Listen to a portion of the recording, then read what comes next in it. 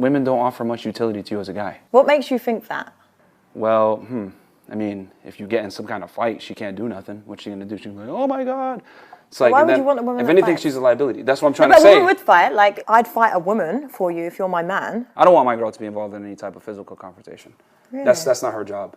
That's my job. So I look at it like, if I'm with a girl and I'm supposed to protect her and provide for her, etc., I want that to be my woman. I'm not gonna give that type of energy to like a friend. That's stupid. Why am I gonna put my life on the line for a girl that doesn't even suck my dick?